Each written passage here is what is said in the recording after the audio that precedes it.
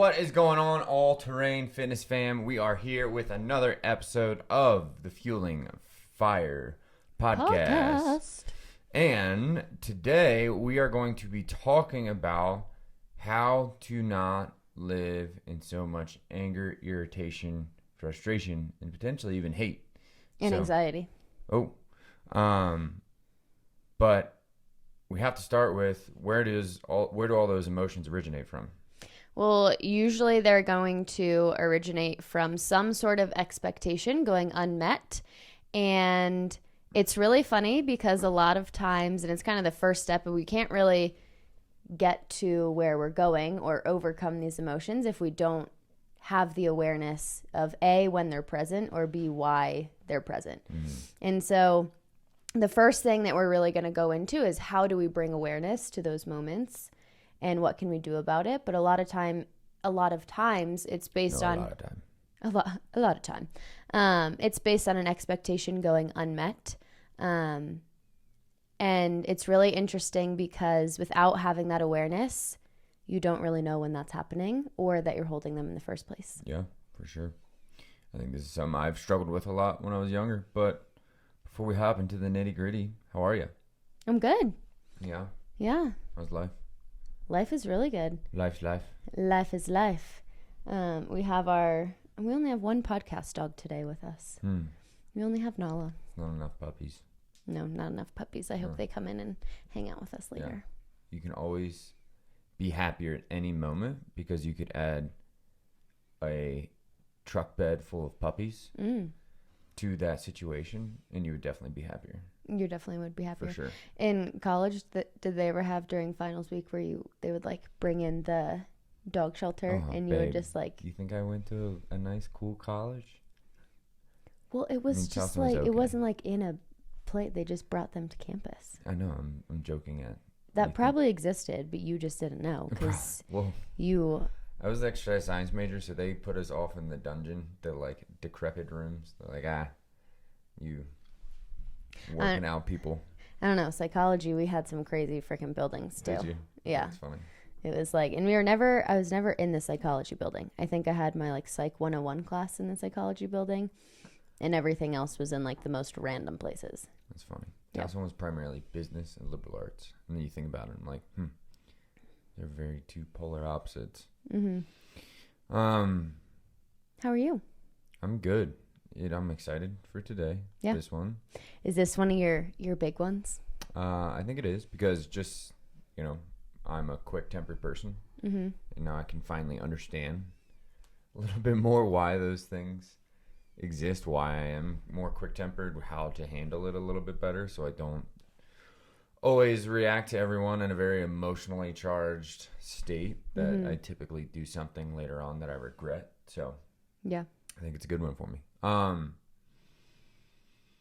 So we have in our sphere, we talk about the two different types of expectations. Mm-hmm. And if you want to maybe just say which one of them are, and we'll start with that one and then kind of talk about the other one a little bit later. Yeah. So the first one, and it always starts from within, are the expectations that we're holding of ourselves. And I think it's pretty obvious what the second one will be, but we'll talk more about that one later. But as with any kind of behavioral change or shift that we're trying to make, any growth, it all has to come from within first. And so really talking about the expectations that we're holding of ourselves is going to be the first piece to unlock and then kind of move deeper. Yeah. I have, for example, I've always like held really high expectations for myself in terms of success, terms of, being able to provide. Yep. And one thing that I've always been very good at is creating unrealistic expectations. Of yourself. Yeah, for myself. When has that come up? Like, what are some maybe specific examples of expectations that now looking back, you're like, I don't really know if that was realistic. Yeah. I mean, one big one being, trying to go to the CrossFit Games, right? And even though I was pretty fit in many people's eyes, I couldn't enjoy that, right? Because I had this expectation in there. And then Of like always thinking you should have been better? I should be there. I should be at this thing. So therefore, since I'm not there, I am not happy. I am angry. I am irritated. Gotcha. So you really weren't able to focus on that process that everyone else was seeing of like, wow, you're doing so amazing. You're so strong. But you were like, yeah. Or I didn't allow myself to enjoy the process. Gotcha. Right. To bring love, joy, excitement into the whole process. Right. And then, another one was with the gym. I owned a gym that didn't like crash and burn, but it didn't also grow to what I wanted it to be. Right. And even though, it was still a pretty good feat for a 24-year-old, I think I was. Yeah. And like first job out of college, completely starting something from scratch. Yeah. First, I had a couple. Well, I know what. First career, yes. I guess you could say. Yes. We could talk about all my jobs. And then even with all terrain, I think the first few years of thinking like I should just be able to get to this monetary income, right? Monthly amount. Maybe I would see somebody else, they're making this much, and then I would just be like, well, that's the number. Yeah. Right? It's like arbitrary. And what I have come to realize is like, do the past data points of the actions that you've taken, do they match up with this expectation, right? Yeah. Like, well, maybe that person who's at this monthly amount is been doing it for, 5 years, right? Right. 6 years. Maybe they're also, in their 40s or 50s, right? Maybe they have a little bit more knowledge than I do and all this, right? And so, matching is it realistic? Do the past data points match up? Do the data points say that I have the capacity to accomplish that? But anyways, so those are the big three. And since I would set these unrealistic expectations, ultimately, because I wouldn't necessarily be able to reach them, I wouldn't allow myself to find joy and excitement in the process of growing. And even though we're making, substantial growth in our company, last year we made substantial growth in our company, right? I was really robbing myself of the joy and excitement and love that I could be bringing into each day just because I had this expectation that was going unmet because for me, it was unrealistic. Yeah. I'm curious, does that make sense? Yes. B, I know mine expectations for myself that I always tend to plague myself with are unrealistic. I'm curious, do you have any expectations in any of the kind of different realms that we... Yeah, and first I wanted to sidebar just for a second because it made me laugh that, again, we were talking about like the idea phase of all terrain and just like the expectations there. I love Facebook memories when they pop up, and it was 3 years ago. There was a video that we posted about like 3 moves to decrease back pain, and it was like, hello YouTube, we're here for the first time. And I was like, oh my god, that's so funny. It just was like such a trajectory that I felt like we were going on, and it's totally different from where we are now. So it just reminded me of like kind of where our vision and goal was then, and it wasn't really clearly defined, and kind of what we've created now. So it was just a fun reflection moment when you brought that up. But speaking of that, I feel like kind of early on the first year, like because you are very much like a good integrator or executor, like your kind of expectation was like, we do this one thing and it works out because we said it's going to work out. Right. Not that it was necessarily unrealistic, but it was like you were just so used to, school and teaching where it's like, I do A plus B, that equals C every time, right? Yeah. And, a lot of your expectations of how it was thinking it was going to go. Yep. You've been very adaptable. Well, and I think that's an expectation I've held of myself a lot. And it's funny because we can put ourselves in What would you say that expectation is of that you hold yourself? I'm going to get there in a second. But it's funny that we put ourselves in these situations. Watch out, kids. I'm going to get there in a second. Literally. Oh my God. Starting at the beginning of the episode. Sir. Ma'am. Ma'am. Not allowed to use those pronouns. But we put ourselves in situations of comfort that for the longest time I didn't even realize what these expectations were that I was holding, because it was like I had put myself in this like bumper zone and was in a place of comfort with school that was very much like, when I put in effort, as long as I am trying as hard as I can and I'm putting in the effort to study, the things come back. Like I get the A. Yeah. And it was very much the A plus B equals C, because that was the only situation and circumstance I was putting myself in. Yeah. And so it was really easy to kind of get that feedback over and over and over again. So Here's my expectation that I did this. This happens. Right. Boom. And so I don't even know what exactly I would name that. It's almost like the expectation that like the world is orderly. Like expected linear progression. Where I expected like a big catapult, like a big event. Yeah, I guess it was kind of like I expected if I put one foot in front of the other, I'll eventually get to where I want to go. Yeah. Like, doesn't really... And it'll be like super clear. I think like one thing that you were expecting, like in this linear, like I'll do this and it'll all just be super clear on how to do that. Right. And that's something I have held that since I've been really young. Yeah. And I know, because when I'm like, hey, we're gonna like change everything that we do, and you're like, the so fucking stressful. bomb goes off in your head, and I'm like, yeah, this is just we do this all the time. This is I will say that's why you're really good for me. You definitely have pulled me right out of that zone. But even like I remember I was a freshman in college. It helped me become a little more orderly. Right? A little bit. Eric might say otherwise. See, there's a level of orderly that we could go. You're just unwilling to go there. Yeah, so yeah, for sure. Too much order is very stifling for me. Exactly. So I wouldn't say it's necessarily me who has the orderly. Ironic that before I even met read Jordan Peterson, I would always tell you that I like to live my life in organized chaos.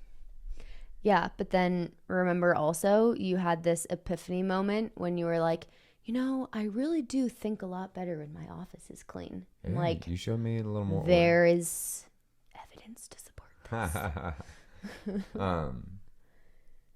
And you know, he says the line, the best place to be is right in between order and chaos. So sure, maybe you just need a little bit more chaos in your life. You are plenty. But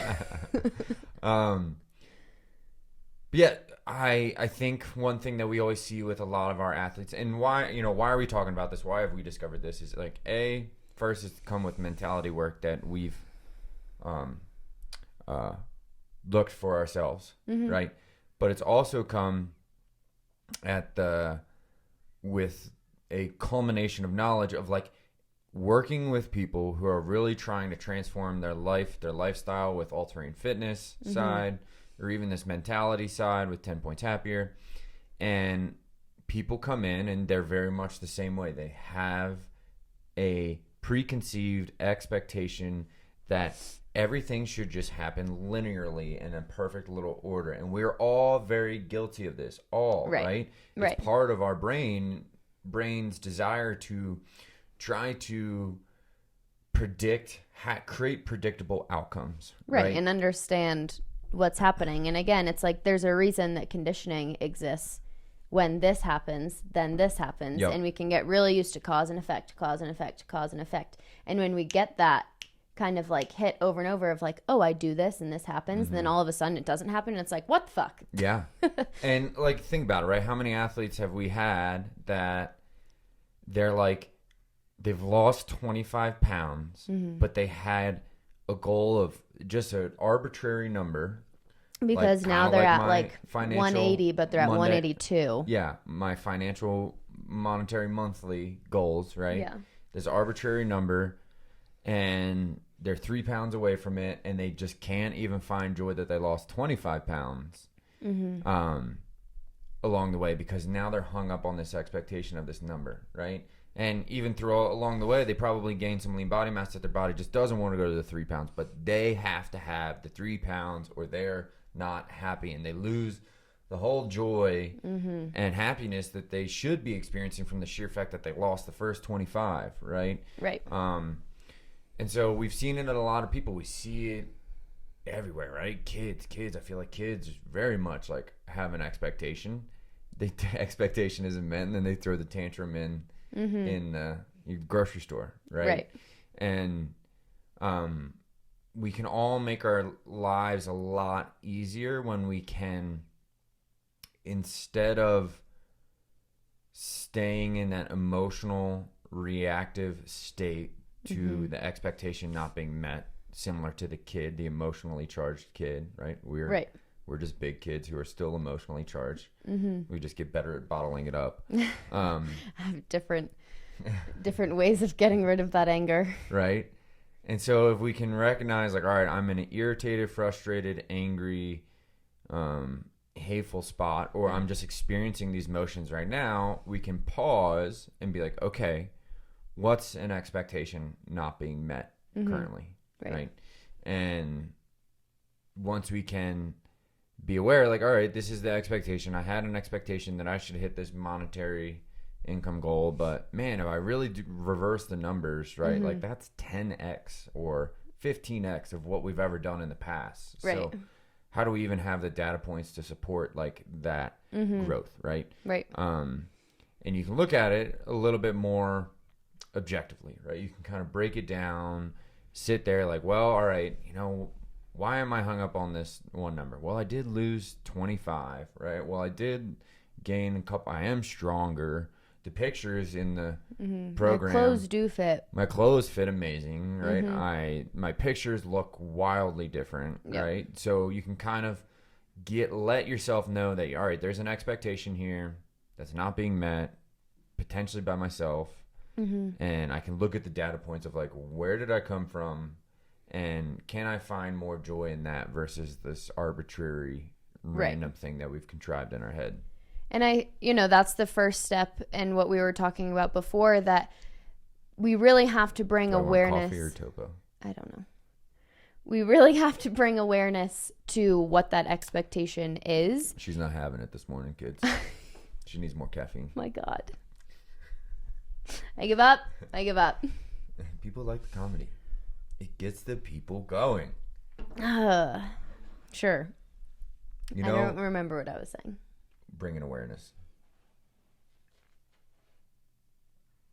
Thought is gone. You should be taking some of the mushrooms and brain pills that I take in the morning. You'd be a little bit more mentally agile. All right. So we were breaking down the expectations of ourselves. Yes. And how we can get out of that emotionally charged state. We bring awareness to it. We look at the objective data points. And maybe we can mend our self-expectation. We can adapt it. We can be more pliable. But the first thing that we have to do, no matter what it is know what that expectation is. Yeah. And there's a funny example that, there's a couple different criteria on how we can manage these expectations better. But that first one is really figuring out, like, do I even know the expectation that I'm holding of myself? And the opportunity or the time that I feel like I realized a big expectation I hold of myself is the last time we went mountain biking. Do you remember how fun that moment was? It was very fun. I do. How do I say this to Hailey without emotionally charging her? And you did not do a very good job. There's no possible way to do that. And we've said this on the podcast multiple times of, when people say something and it causes that like emotional trigger, there's usually some sort of truth to it. And that's why it almost like hits so hard sometimes. But we were on our way up, and to be fair, again, my gears were not working. So like, first off, I have an expectation that my bike should work every time I go and ride and didn't even realize I was holding that. But it's like getting so frustrated that this bike, which would be an expectation, wasn't working because I'd get the bikes tuned. But okay, we can go into like I should be able to fix my own bike if that's the expectation I'm going to hold. Yeah. But then was getting frustrated and stopped, and you looked at me and you're like, you always just expect yourself to be good at everything. You transform my tones every single time. Okay, why don't you tell the story then? All I said in a calm, very You always say things so calm. Very cathartic tone. Cathartic. What's the word? Cathartic. Cathartic. A very cathartic tone. I've been trying to say that word a couple times this You past have. week, And it hasn't gone very well. Cathartic. Cathartic. There you go. Deep, sultry, calming voice. I said, you probably shouldn't expect yourself to be very good at mountain biking. Literally not what happened. Do not go more than once a year. I do. And I said, I love you, babe. Just want you to know that. Okay. That is 1,000% not how that message was given at all. But I didn't really realize that I had this expectation of myself that when I go and try something, I should be good at it. And I don't even know where that came from. And it's interesting because I have a lot of perfectionist tendencies on a lot of things I do. And I didn't really realize why that was so paralyzing or how I would get so frustrated and anxious when things didn't go perfectly, because I didn't even know that I was having this expectation that everything I did should be perfect. Mm-hmm. And so that's where it's like, well, first we have to know the expectations we hold of ourselves, because if we don't know, then we're kind of just like floating around confused and frustrated and anxious and annoyed frequently, and we don't really know why. Mm-hmm. And so really just giving it a name of like, oh, this is one of those times where I'm expecting myself to be really good at this. Yeah. And it happened at the beginning of the podcast too. Whereas like when we first started the podcast, obviously I had no idea what the hell I was doing. I still have no idea what I'm doing. But it was like, okay, like we'll give it a try. And then it's like, nope, I'm bad at this. I don't want to do it. I have this expectation that I'm just going to be good at it. Mm-hmm. And I couldn't really work through any of those things without knowing and understanding that that's an expectation I was holding of myself, because I couldn't start to unravel it when I didn't know what it was. Yeah. So that's always the first kind of thing that we do is, do you even know what expectations you hold of yourself? Yeah. And they can be different in certain situations. They can overlap and kind of show up frequently. But you have to know what they are and really name them. To summarize what you said, to bottom line it, you have to define your expectation to yourself. Know what it is. Yes. Great thing is to write it down or say it out loud into a fully formulated sentence of, what is this expectation that's not being met? Mm-hmm. Here it is, X, Y, and Z, defining it. And then you're like, oh, that was kind of just lurking in the fog of irritation, anger, and frustration, right? I was just experiencing an emotional reaction to it and not really defining it. Mm-hmm. I wasn't even fully aware. Right. So yeah, one form of expectation is always the expectations that we hold of ourselves. Mm-hmm. And sometimes, I think the human condition is very good at always just really trying to set a very high bar, right? Because we have to compete in hierarchy against other which humans. Again is not a bad thing. No. But we also know that we don't want to stay in that anger, irritation, frustration mentality, right? Anytime we're experiencing low frequency energy, low frequency emotions, just crappy emotions, right? Other people just people don't want to be around that fucking bullshit. No. Right? Your kids don't want to be around that shit. People don't want to be around people that are yelling all the fucking time, that are hating, angry at everyone all the time. Like, yeah, people don't want to be around that. You lose friends, right? You lose relationships. People grow up and resent you, right? So the more that we can realize when we're in this state, the more we can get ourselves out, and the more it's just going to allow us to operate from a better spot, which is just going to make your life better. It's going to make your life's journey better. And it's going to make your experiences with other people much more gratifying for both parties.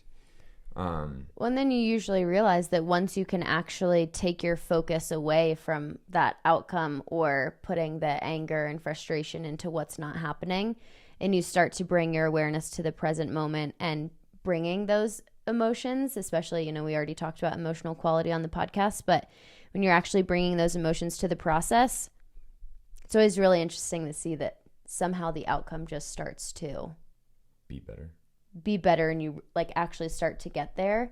And it's almost like you don't even really realize that it's happening because you are able to be in that process. And it's not so like just getting to the next thing, just getting to the next thing, just getting there.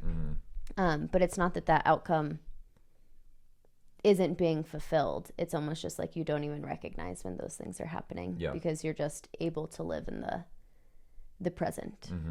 For sure.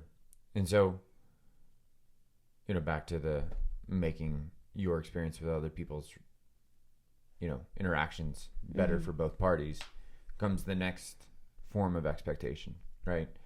Expectation that we hold of other people, places, and things. Just anything external, really, outside of ourselves. Yep. External expectations that we think, the example I always use is like maybe we have a very important meeting at work and we know that if I leave right at 8, that'll get me there, with 15 minutes to prepare and set up all my things, and that'll be plenty, right? And you have this expectation that you should get there right at the specific time. And then as you're driving there, you run into unexpected traffic, right? Along the route. You're start feeling feelings of irritation, like, oh my gosh, like this is going to make me late, right? Did this really have to happen right now today? Yeah.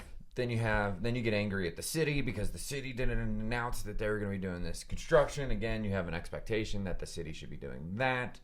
And so you can see how like it's always just, we've formulated something that should happen as we put out an action or interact with something, and it doesn't plan out like we had previously planned, and thus we experience the emotions of anger, irritation, frustration, and if we let it go too long, hate, right? It's the same thing with our kids, right? We expect our kids to act a certain way, but maybe we want them to be full of manners, but their manners at home are fucking shit, right? Or our dogs, right? Like one thing that I've been really working on is like, oftentimes I get irritated at the dogs. And sometimes like we're out and we're doing something and they're pretty well behaved dogs, but every so often, like, there's a little hiccup. Right. And I get extremely irritated and I have this expectation that they should be perfect little dogs all the time. And it's like, well, maybe it's my fault because I didn't really do a whole lot of training with them, right? And once you can be aware of what you're experiencing, like, all right, I'm experiencing anger, irritation, frustration, right, towards something else, I can let that subside by, again, defining what the expectation is of what I held of that other person. But when you have an external expectation, obviously it's a little different when you're talking about like the dog or the city, or if you have like a very young child. But we can know the expectation that we're holding of ourselves, and we can know the expectation we're holding of other people. But if they don't know that we're holding that expectation of them, like, it's not very fair to get angry at them. Right. And I think that's something that that's been really powerful just for the way that we've communicated recently, where it's like, oh, I didn't realize that you expected me to do that. Like, you never told me. So, and it's like, they have the phrase, when you assume, you make an ass out of you and me. And it's like, I mean, it's pretty on par. Yeah. But I think that's where it's like, there's a really big difference between knowing the expectation that you're holding.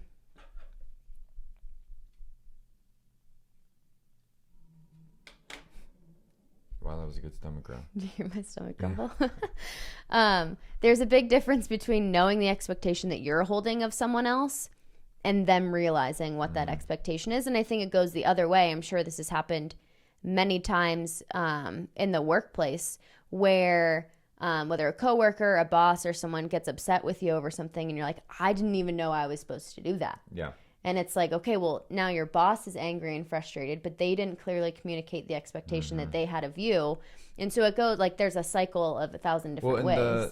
The really key thing that everyone can make their lives better, I've realized, is not letting those expectations that are unknown continue to be plaguing you to the point where you start associating deeper feelings of anger, irritation, and frustration towards that person. And you let it, so many, think of relationships, right? How many people let these things accumulate over years to the point where they can't even, they look at their partner and they just hate them, right? Or like then the one time they don't unload the dishwasher, it's like, this is it. This is the end. Yeah. I'm fucking done. Right? It's all of us, right? Like first time you start dating, like they leave a dish in the sink. They're like, oh, how cute. And then later on it's like, motherfucker, put that fucking dish in the goddamn dishwasher. That's how she talks to me, guys. I'm gonna start. She's very abusive. But if we can extract the expectations sooner, have a healthy conversation from a place of love and joy to triangulate what is the best operational system for both of us. Yeah. We can let that not manifest larger and larger and larger and make both people's parties' lives better, right? Same thing with a boss, right? Like you said, like a boss could theoretically, when they have that emotional reaction, define what's the expectation that I had right now that is seemingly unmet to me, that's making me angry. And then I can reflect, like, is this even known? Like, do they even know about it? Well, they don't. Shit. It's my fucking fault. Like, I should be angry at myself. Right. So I didn't let it be known. And then if they do know, where it's like, this isn't the only thing that we should look at. If they do know, or if we do know the expectation, where do we kind of go next to see how we can manage that feeling? The next thing is typically addressing, like, are they willing? Right?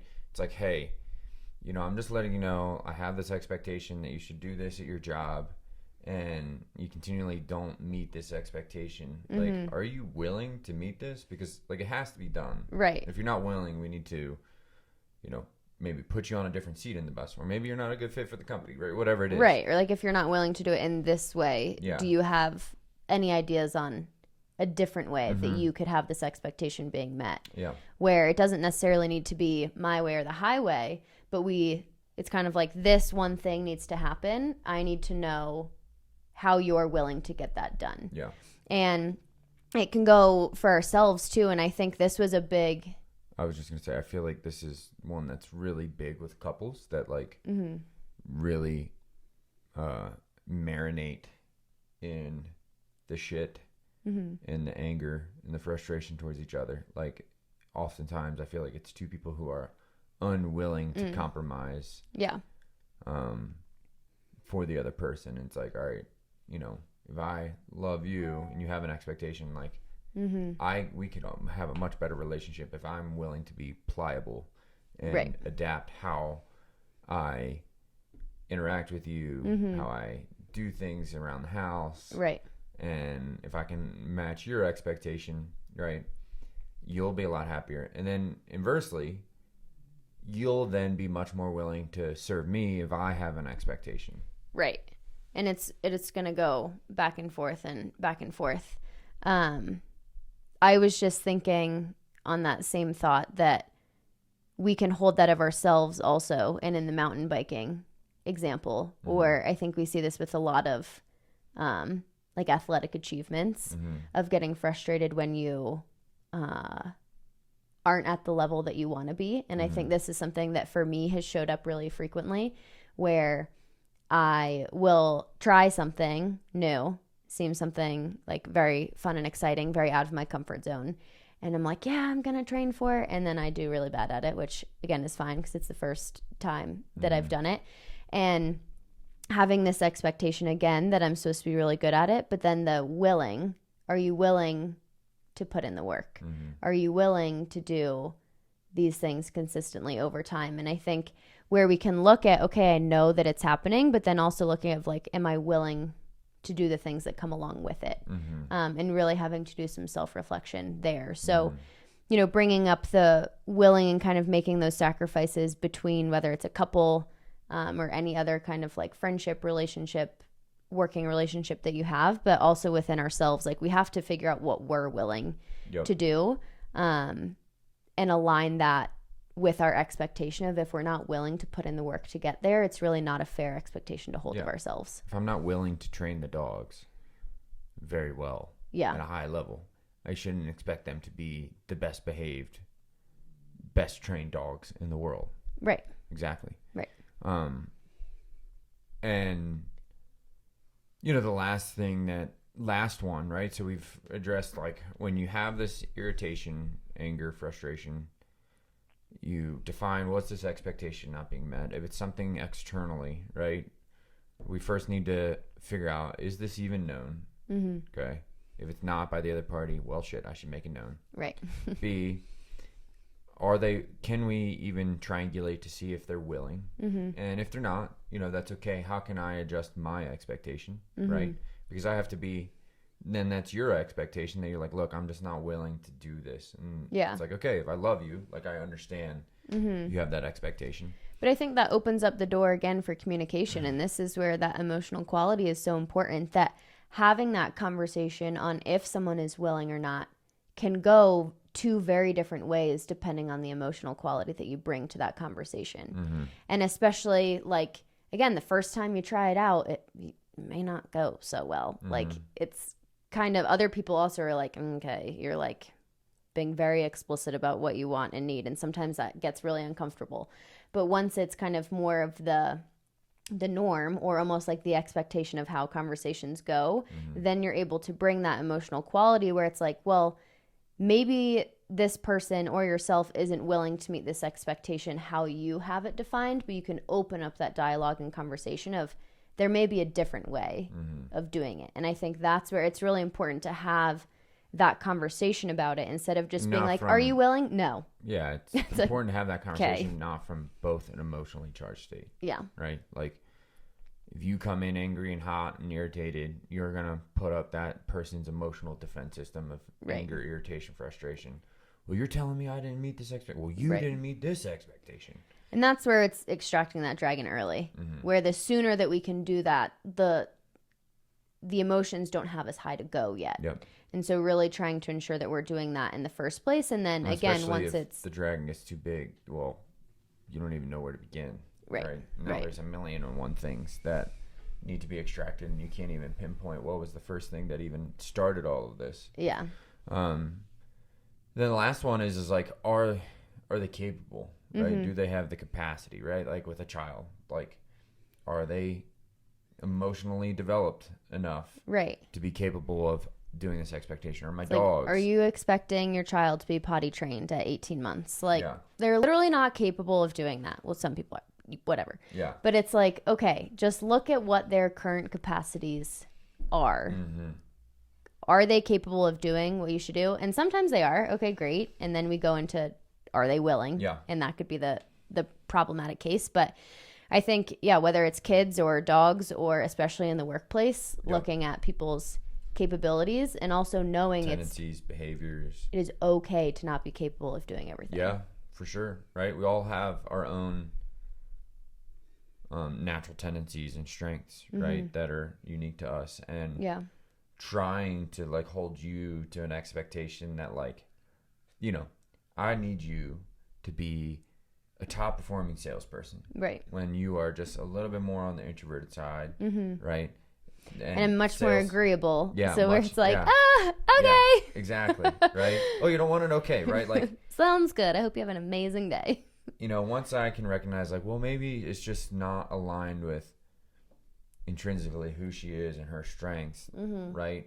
I can adjust my expectation because, like, well, you know, not that you aren't capable of doing whatever you want to, right? But, like, we can all just make a much easier, faster decision. Like, she's not necessarily capable, or the capacity isn't necessarily ideal in this role, right? So I can adjust my expectations much sooner. right? Same thing with the dogs, right? Like I bring it back to that. It's like, you know, they probably don't have the capacity because, again, I didn't train them, right? Mm-hmm. So I can adjust my expectation of like, well, shit, this is my fault again, right? Right, but then it gives you an actual item of, oh, okay, if I don't want them to do that anymore, I should train them to not do that. Yep.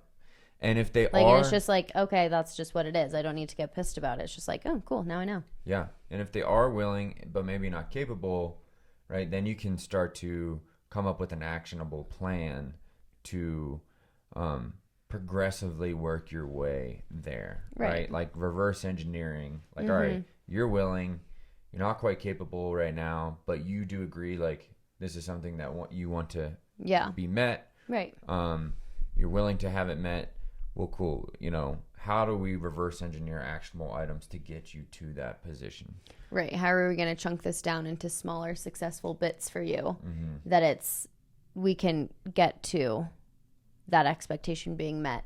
It's just not going to happen right now, and we have the comfort and the plan to know how we're going to get there. Yep, 100%.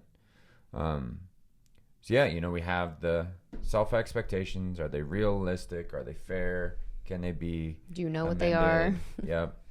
And then external expectations. Is it known? Are they willing? Are they capable? And if you can run through that question sequence, you can allow the objective part of your brain to really break down what's going on in each situation that you're feeling angry, right? That you're feeling irritated, frustrated, right? And when you can do that and you can look at it objectively and realign yourself with better emotions, like, all right, how do I address this expectation from a place of love and gratitude and empathy and kindness, right? Because if I can do that, then they'll sense that, like, I just want this for the best of both of us versus my own selfish desires, right? Right. They'll be much more willing to serve the other person.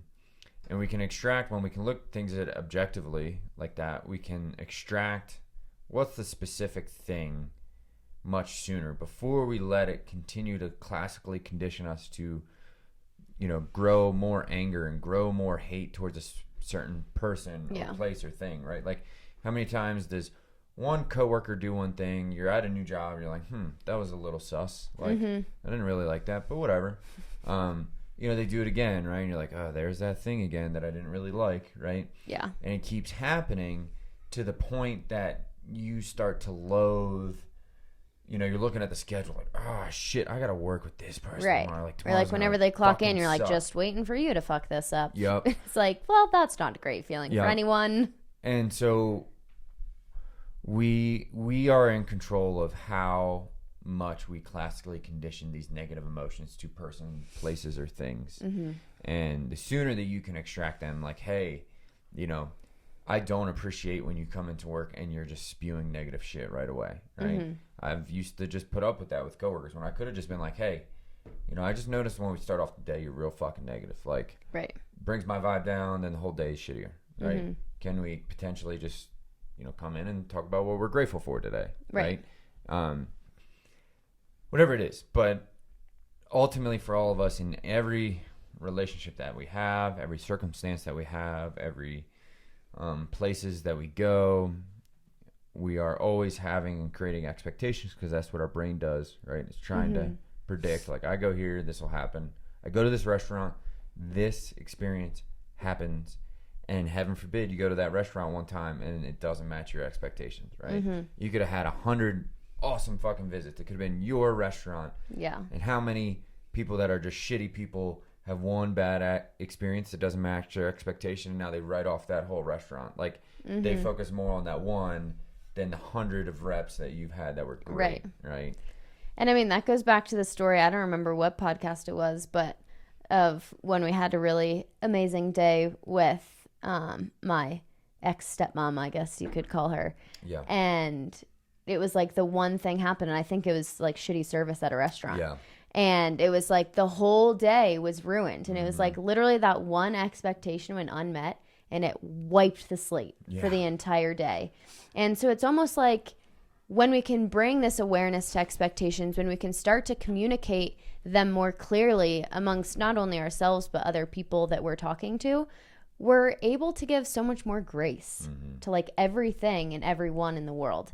And when you receive that grace from someone, that allows you to kind of give that grace to someone else. And it's really like the whole goal of doing this mental work and trying to grow to this new level is so that you can impact other people, impact the world, and kind of change how we're all communicating with one another. And that has to start with ourselves and has to start with our circle. And then it's literally just going to start like, oh, you had that really clear conversation with me. I was able to communicate with you really well. You understood that it was just this small little mistake. Like, now I'm going to go give that grace to someone else. Yeah.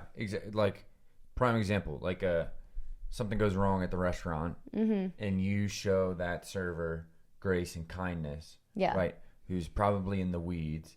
And this goes right back to all your jobs from the beginning of the episode. And they're already feel like shit, right? Right. They're probably super anxious. And then they know like your food got fucked up. Like, they're like, fuck, like this sucks. Like, now I have to go and talk to this person. And if you can, they're expecting you to be pissed. And if you can come in and meet them with kindness, they're like, oh my gosh, like a breath of fresh air, reprieve, like a kind person. And then that turns around, they're going to go and interact with people at work and their table. Right. And when they go home, they might have a better mood with their kids. They can de-escalate. And it's like, oh, when we can just all bring our emotional like trigger, pay it forward, right? It's like how many people always want like paying it forward to be in an action thing. Like, it needs to be like something tangible, like paying for the groceries for the people behind you. Which again is also very nice. Not saying that's bad. It's always like in people's minds is like doing some grandiose action, right? Where it's like you can simply pay, like if you want to experience more kindness in the fucking world, love, like go and give kindness to whoever at any moment, and that'll spread to other people, and we can all be a lot nicer to each other. Right. That's the unfortunate reality, is we are all usually very crude to each other, and then we have these expectations that, well, everyone's just a piece of shit, so why should I be nice to anyone? Why should I be any different? Right. It's like there's no hope. And that nihilistic viewpoint of the world is why people, times and countries fall into shittier periods, right? Like, the Great Depression was like, yes, there was a shit ton of unemployment, but that depression snagged everyone. Like, it consumed everyone, right? And people created these very low standard of expectations of the world and the things around them, and everything sucks, right? And many people probably couldn't get out of that. They couldn't break through. It's the expectation that it's going to suck. Yeah. And probably drove people to, suicide or, just very bad behaviors that totally let their lives continue to go the other way. And so it's like, no matter what season of the world, the best thing people can do is to cultivate a mindset that's full of kindness, joy, peace, collaboration, empathy, gratitude, right? And if we can do that and we can spread that mindset to others, the faster we can get out of negative cycles. Yeah.